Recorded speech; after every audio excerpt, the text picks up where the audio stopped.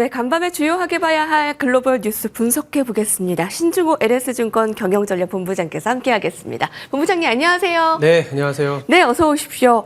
트럼프의 상호관세가 발효됐습니다. 네. 자, 오늘은 나스닥만 올랐다라고 좀 네. 긍정적으로 봐야 될지 아니면 주요 지수가 내렸다 이렇게 봐야 될지 마감 상황 어떻게 보셨습니까?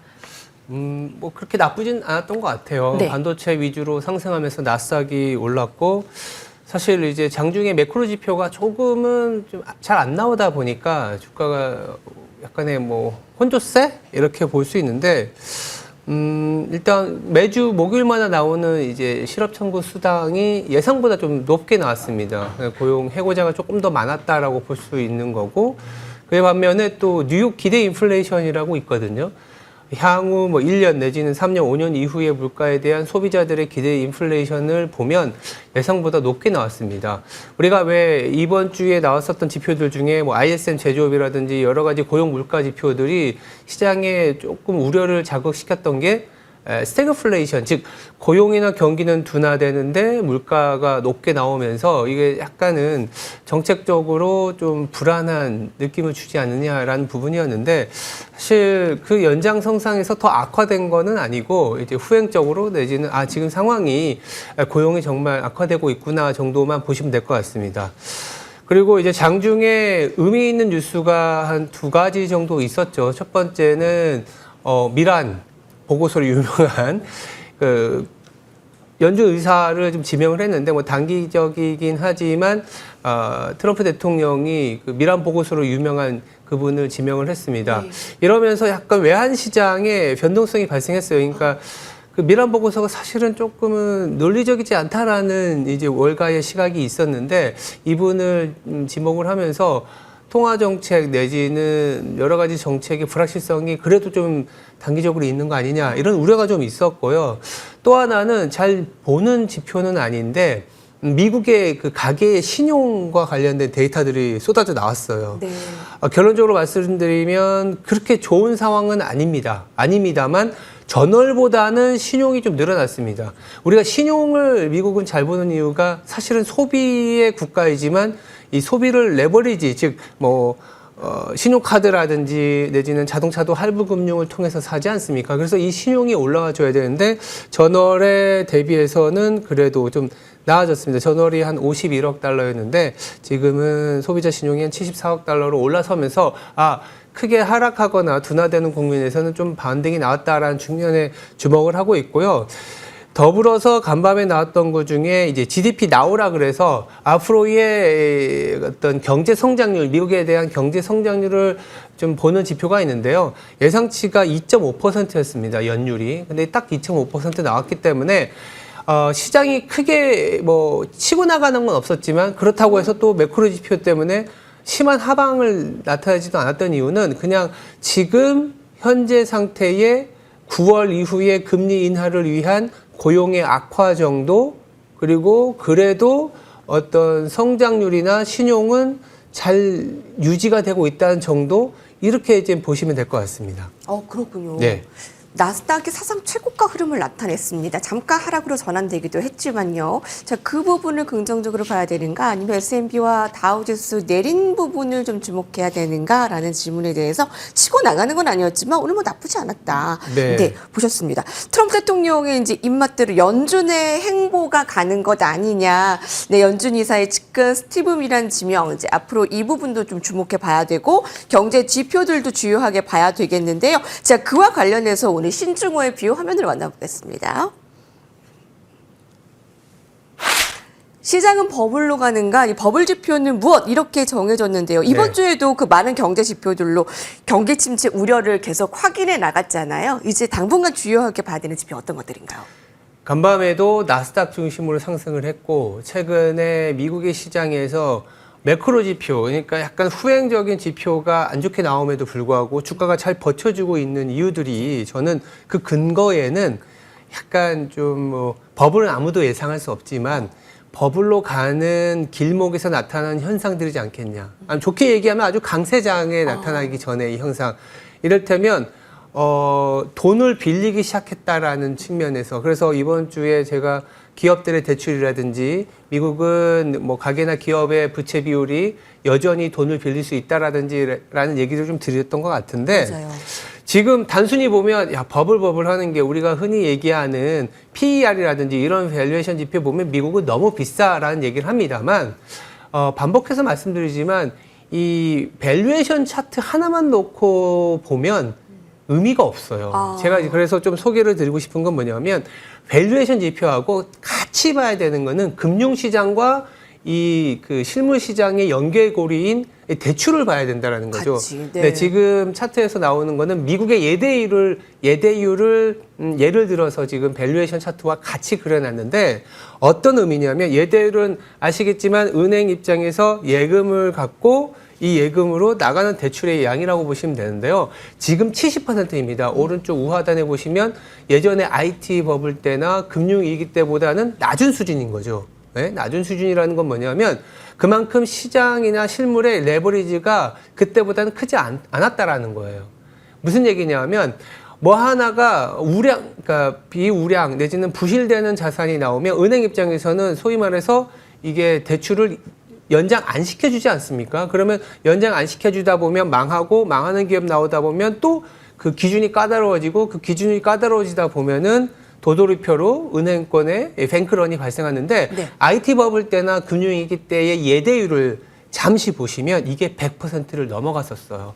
잘 생각해 보시면 부동산 금융위기 때는 사실은 서브프라임이라고 해서 돈이 없는 사람들한테도 돈을 막 빌려주면서 이 부동산 자산이라든지 이런 자산에 투자를 했었고 이게 사실은 은행권에서 이 돈이 안 들어오다 보니까 막다 보니 결국은 이제 금융위기가 나타난 거고 IT 버블 때도 아시겠지만 닷컴 버블에서 닷컴이라는 이름만 돼도 막 돈을 빌려줬었거든요. 현금 흐름이 없음에도 불구하고 이런 돈을 불리면서 버블이 발생했어서 꺼진 건데 지금은 보시면 누가 투자를 이어왔나 현금 흐름이 왕성한 빅테크 위주로 올라온 거예요. 그래서 금융권이 어떤 그 소위 말하는 안 좋은 어떤 버블의 이 잉태가 발생하진 않았다라는 거죠.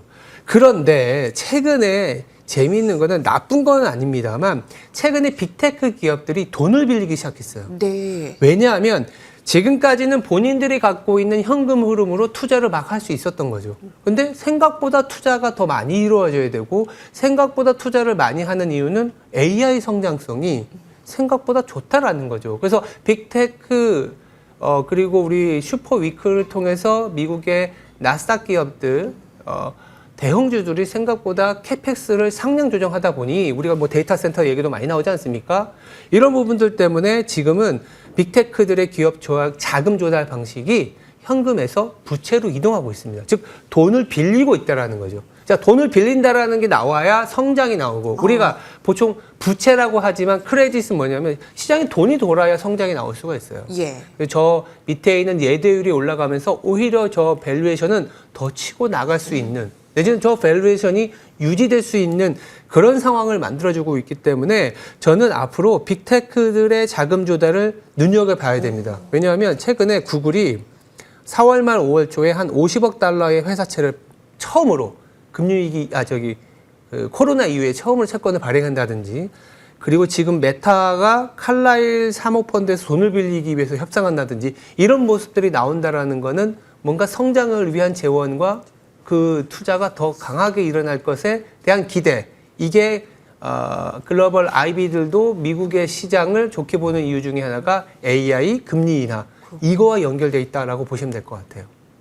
그래서 제가 간단히 한 말씀 드리면, 밸류에이션만 놓고 보면 비싼 것 같지만 네네. 미국의 예대율이라든지 레버리지를 보면 여전히 올라갈 놈이 상당히 많이 남아있는 시장이다.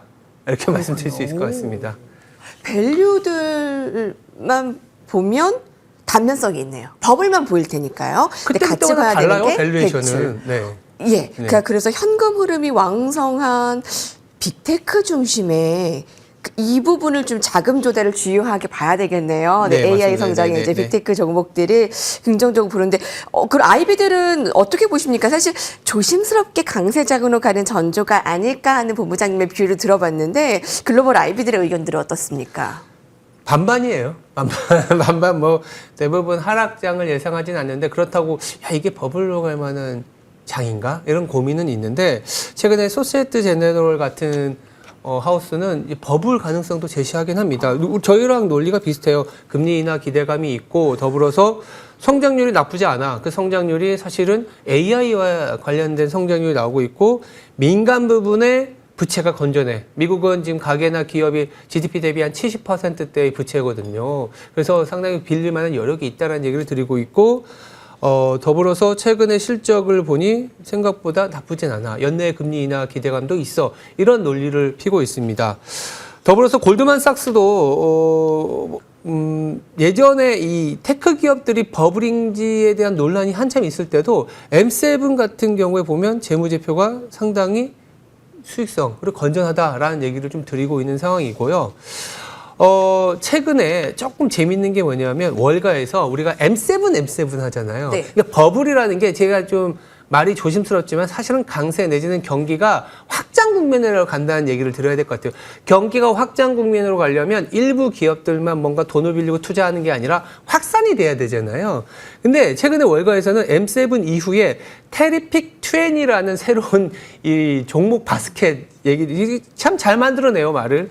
뭐냐면 이 브로드컴이라든지 월마트라든지 JP모건, 비자, GE 같은 기업들이 속해 있는 게 테리픽 네. 20이라는 건데 이 M7의 밸류는 20에서 30배에서 더 치고 나가지 못하는 반면에 이 기업들은 그보다는 조금 뭐 한 10배 중반 정도 됩니다. 이 기업들이 올라가면서 시장을 더 끌어갈 수 있다라고 보고 있는 거고 이들이 차지한 그 업종이 뭐냐면 금융, 에너지, 산업재, 소비재 실물 경제와 상당히 긴밀하게 연결되어 있는 종목들이라는 거죠. 미증시에서도 사실은 한 17% 차지하고 있는 이 종목들인데 말씀드리고 싶은 거는 일부 주도 대형 기술주만이 시장을 주도하는 게 아니라 M7도 돈을 빌리면서 투자를 더 하려고 하고 있고 더불어서 전방위적으로 아까 제가 말씀드렸던 테라픽 20라는 기업까지도 소위 말하는 이 성장에 불을 지핀다라고 얘기하기 좀 그렇고 좀 물을 더한다라는 그런 느낌이 쌓여 있다. 그래서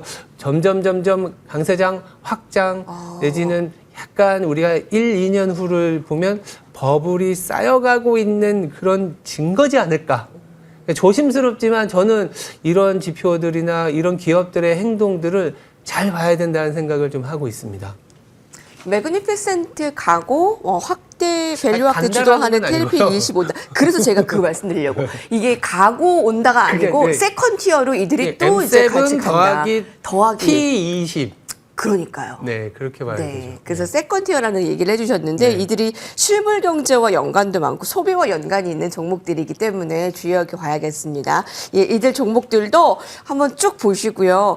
네, 분석 너무 좋다 하시는데 의견들 너무 감사드리고요. 자, 이번 한 주도 함께했습니다. 날카로운 뷰 감사드립니다. 다음 주에 뵐게요. 네, 감사합니다.